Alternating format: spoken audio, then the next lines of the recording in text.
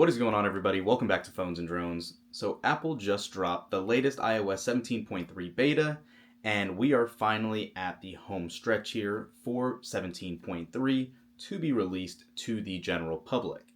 So it is actually January 9th today. We were a little ahead of schedule as opposed to where we were last year with these beta builds and all that.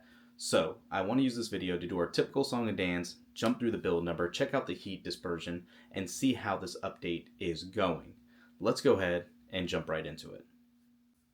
Okay, as you guys can see, iOS 17.3 Beta 3 just finished installing here. Let's go ahead and unlock it and jump right into it. As you can see right off the bat, we are somewhat frozen right in the enter passcode screen. This is our first time unlocking the device, so yeah, you guys are seeing it live time like us. Not a good start for this beta. While that does what it wants to do, let's do our heat test to see what we're looking at, and you guys can see right off the bat, we are coming in pretty hot actually. Again, not uncommon with iOS updates, but still frustrating to see nonetheless. It's not going to damage you or hurt you, but the titanium is not going to be as cool to the touch as what it traditionally would.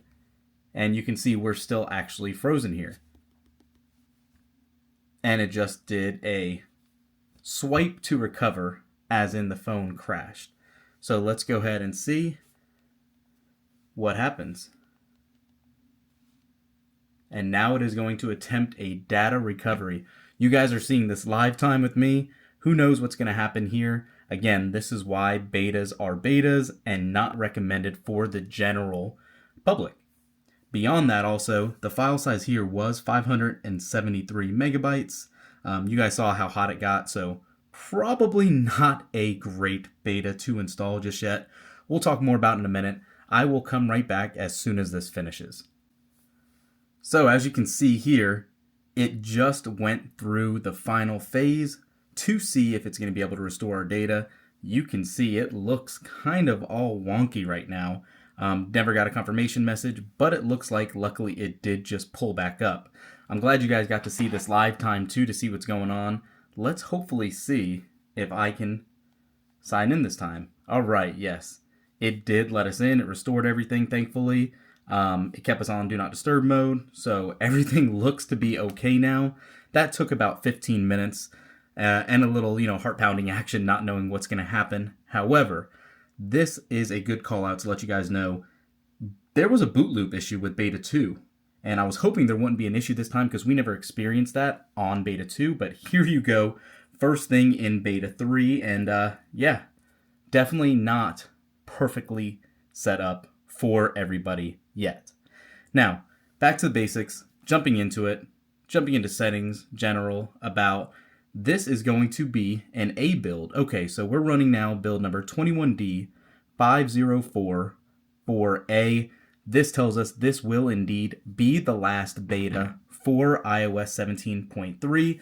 Most likely, obviously, Apple can change this around and do something different and send another beta out, but this should be the last one before the RC comes out. And speaking of the RC, let's go ahead and jump into the calendar and talk about some dates here. So, since there is going to be an official unveil and availability of the Apple Vision Pro on February 2nd, we thought that this would have been complete by then, and this is definitely going to be the case. So, we're on the 9th here. We will probably get the RC on the 16th, next Tuesday, and the public release will probably be on the 23rd or the 30th. You can pretty much bet your bottom dollar on that one, just to have everything new that is ready to go in time for Vision Pro, Apple Vision Pro, so that should be ready to go. Again, nothing really correlates directly to it. However, with these updates and all that, we all know by now, you can record spatial video if you so choose, as Apple has explained to us and told us with that little new icon there. So that is something to keep your eye on if you are hopefully getting an Apple Vision Pro or just looking for the latest iOS and watchOS updates. Aside from this, 17.2 really just had two notable features, and that was if we jump into settings and then actually into your Apple ID, Face ID and passcode. Let's go into this. you can now see stolen device protection here. Obviously, we have that on. It explains what that is. If you are not aware, you can check this out in one of our other videos. And really, the only other main change is in Apple Music. If you go into your library and you have a playlist set up, say for instance, we'll just go to one of our favorites mix, you can actually have, oops, let me do one we actually created, or else it won't show up. December 2023. The Apple Collaborate playlist is now back to invite people to join, whether you want to click that new icon or use the 3-dot ellipses menu to select Collaborate there too. Aside from that, there was not much else offered in this build and in 17.3 as a whole, really. Let's check out and see if the feedback app has been updated. Traditionally, it takes a little while for that to be updated. Let me log in here. It has not been updated recently in time for these videos. Oh, but look, maybe they're getting back on board. We actually have new release notes from today from about 10 minutes ago. So you can see we're talking about iOS and iPadOS. There is simply that one StoreKit resolved issue here, where it says it resolved an issue where APIs which provide transaction values would unexpectedly fail when the purchase price of the transaction is a very large number. That's it. That's all we have here. There was nothing else in Beta 2's notes either. And stay tuned to the channel because we will be talking about watchOS 10.3 Beta 3 in our next follow-up video. One other thing I do want to talk about, if you don't follow the channel, we have just discussed recently.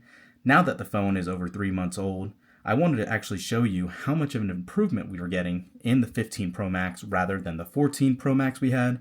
We are actually still at 100% battery health after a number of charging cycles actually. So general, and then at the bottom here,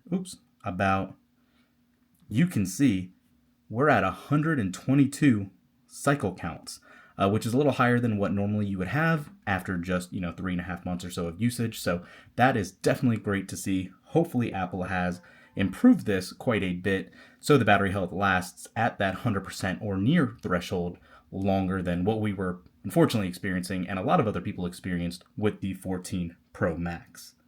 So yeah, nothing else. Everything seems pretty smooth jumping around in here. As you guys saw, seems to be working pretty well.